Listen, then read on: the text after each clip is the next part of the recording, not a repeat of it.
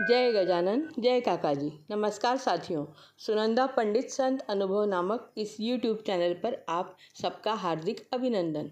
इससे पूर्व कि मैं अनुभव साझा करूं, आपसे नम्र विनंती है कि पसंद आने पर वीडियो को YouTube पर लाइक करें, शेयर करें, चैनल को सब्सक्राइब करें, बेल आइकॉन अवश्य दबाएं जिससे नए वीडियो के नोटिफिकेशंस आपको मिलते रहें। आप भी अपना कोई अनुभव हमें बताना चाहें तो मुझे व्हाट्सएप नंबर 7024604960 पर लिख भेजें।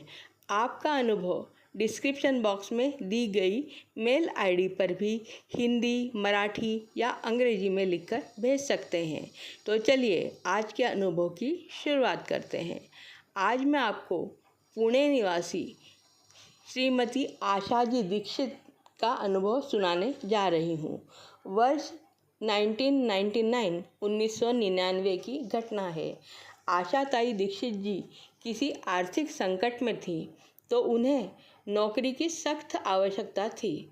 तभी उन्हें पता चला कि अमेरिका में एक परिवार को बेबी सिटिंग के लिए किसी महिला की आवश्यकता है। उस पर भी खास बात यह थी कि उस परिवार का पुरुष अमेरिकन व आईटी क्षेत्र में कार्यरत था व उसकी पत्नी पूना से ही अमेरिका गई हुई एक साइकेट्रिस्ट मनोरोग विशेषज्ञ थी। आशाताई ने जब एडवर्टीजमेंट देने वाले नंबर पर संपर्क किया तो उन्हें वह नौकरी मिल गई।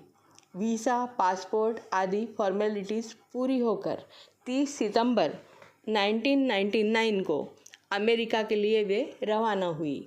लंबे सफ़र के बाद जब वे अमेरिका पहुंची तो पता चला उन्हें हवाई अड्डे पर लेने कोई नहीं आया था।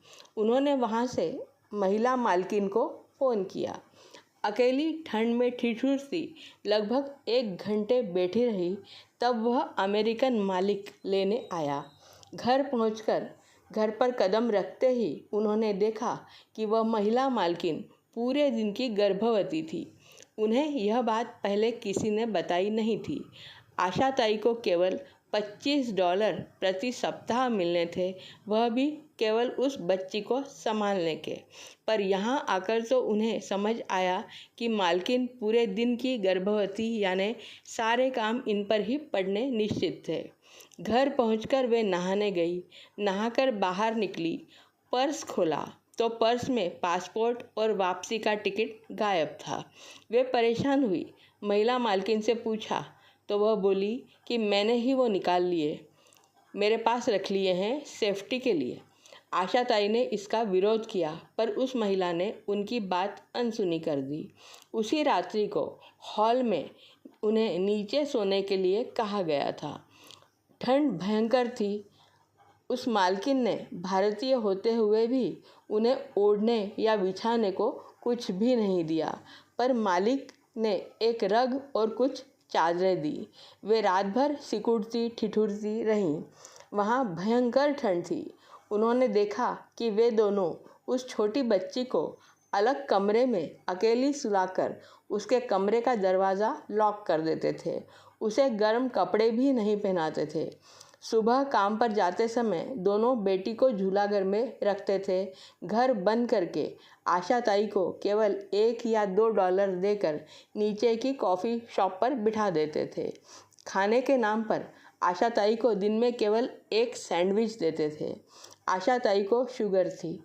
समय पर भोजन ज़रूरी था। उन्होंने उस महिला को बताया भी, पर उसने वह बात भी अनसुनी कर दी। आशाताई दिन भर एक सैंडविच और एक कॉफ़ी पर लगभग भूखी ही रहती।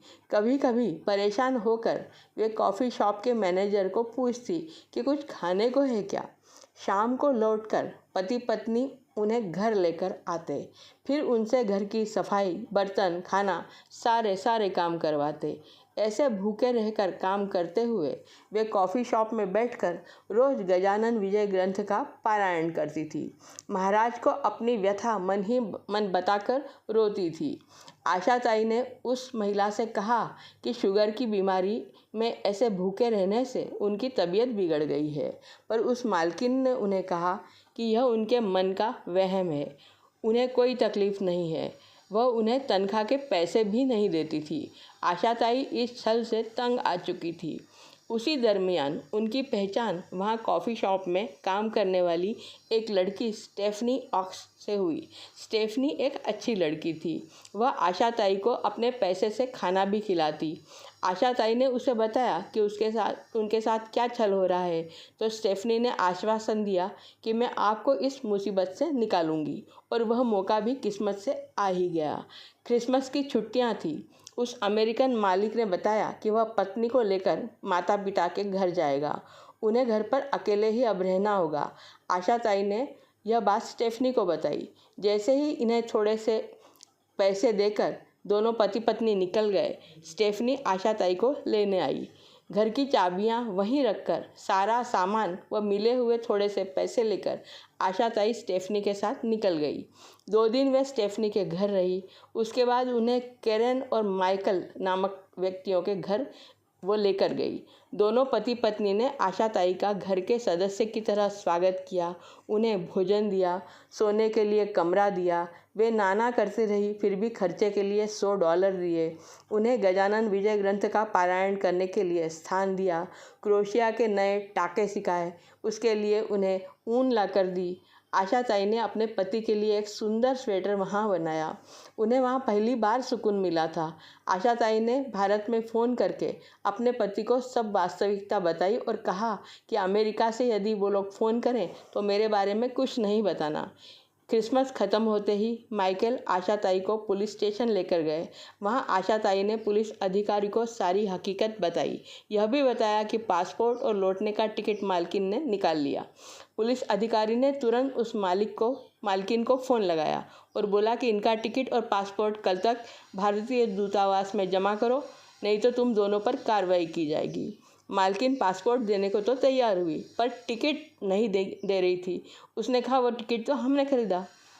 दूसरे दिन मालिक खुद आकर पासपोर्ट जमा कर गए और दूतावास ने पूछा तो बोले उन्हें सड़क पर पड़ा मिला।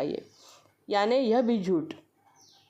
गजानन महाराज की कृपा से उन्हें टिकट माइकल ने निकाल दिया और टिकट पहले दिल्ली का मिला, मगर ठंड के कारण वह फ्लाइट कैंसिल हुई, तो उन्हें बॉम्बे का डायरेक्ट टिकट मिल गया। आशाताई ने टिकट के बदले माइकल को अपना मंगलसूत्र रख लेने को बोला, पर उन्होंने साफ इनकार किया। जब वे हवाई जहाज़ से लौट रही थी तो उन्हें अचानक हवाई जहाज़ के पंख पर सफ़ेद वस्त्र में गजानन महाराज दिखाई दिए। एक पैर ऊपर, एक पैर नीचे और हाथ में चिलम। उन्हें महाराज की आवाज़ स्पष्ट सुनाई दी, चिंता मत करो, तुम भारत में सुरक्षित पहुंच जाओगी। इतना बोलकर महाराज अंतर्धान हो गए। आशाताई की आंखों में खुशी के आंसू आ गए। महाराज ने उन्हें इस अनायास संकट से उबारा था। भारत लौटकर उन्होंने माइकल के नाम टिकट और पैसे भेजे। माइकल ने वे पैसे लौटा दिए। उसने आशाताई के पैसे इसलिए लौटाए क्योंकि वह एक भला आदमी था। पूरे संकट काल में आशाताई गजानन महाराज का नाम स्मरण करती थी। महाराज ने उन्हें सुरक्षित भारत पहुंचा दिया था। ऐसा गजानन महाराज अपने भक्तों की सदैव रक्षा करते हैं। आपको